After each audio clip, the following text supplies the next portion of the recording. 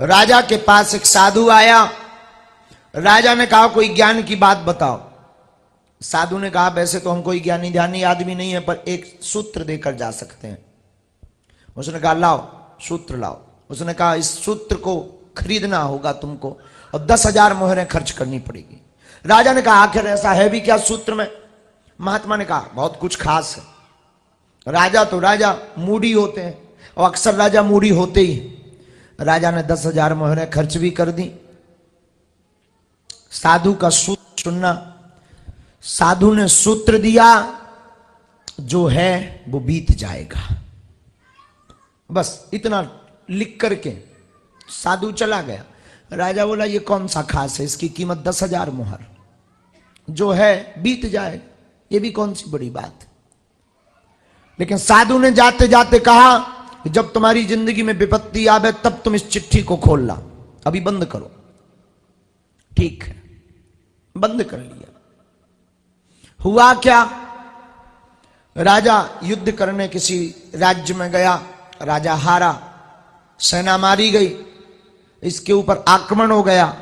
ये मरने ही वाला था कि अपने प्राण बचाते बचाते ये जंगल में होते हुए एक गुफा में गया और गुफा में जाकर के भयभीत होकर के बैठ गया कि मैं मर ना जाऊं, कहीं मैं मर ना जाऊं। घोड़ों की आवाज टाप टाप टाप टाप करती हुई राजा को घेरने के लिए चली आ रही थी।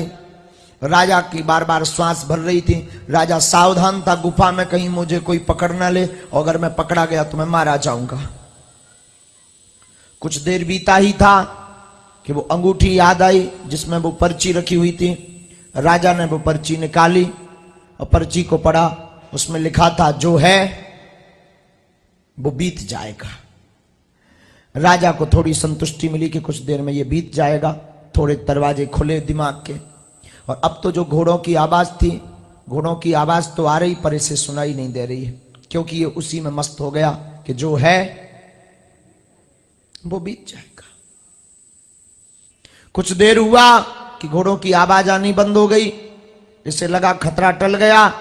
इसने किसी के हाथों गुप्त रूप से खबर भेजी अपनी और सेना को, पड़ोसी राजा मित्रों को, कि मेरी सहायता करो। तब तक पूरी सेना आ गई। पड़ोसी राजा भी सेना लेकर के आ गए। युद्ध पुनः छिड़ गया और राजा जीत गया। जो आत्महत्या करने का विचार करने वाला था वो फिर से जीत गया। जीत करके जब वापस आया, लोग स्वागत करने लगे, प्रजा ढोल नगाड़े बजाने लगे, और ये एकदम फूला नहीं समा रहा, एकदम प्रसन्न है। इसकी आंखें एकदम चकाचकित हैं, और इसकी चेहरे की मुस्कुराहट और हाथ का हिलाना और इसकी अंदर की जो प्रशंसा है वो एकदम ऊंचे लेवल की है। इसे लग रहा मानो अब मेरे सामने कोई नहीं है, मैं दुनिया का शहंशाह बनने जा रहा हूं और मैं हार करके जीत गया, मतलब मुझे हराना नामुमकिन है। इन बातों में भूला ही था कि तब तक अंगूठी की पर्ची फिर याद आई और उसने फिर पढ़ी तो उस पर फिर लिखा था जो है वो बीत जाएगा। और इसके दिमाग के ताले खुल गए।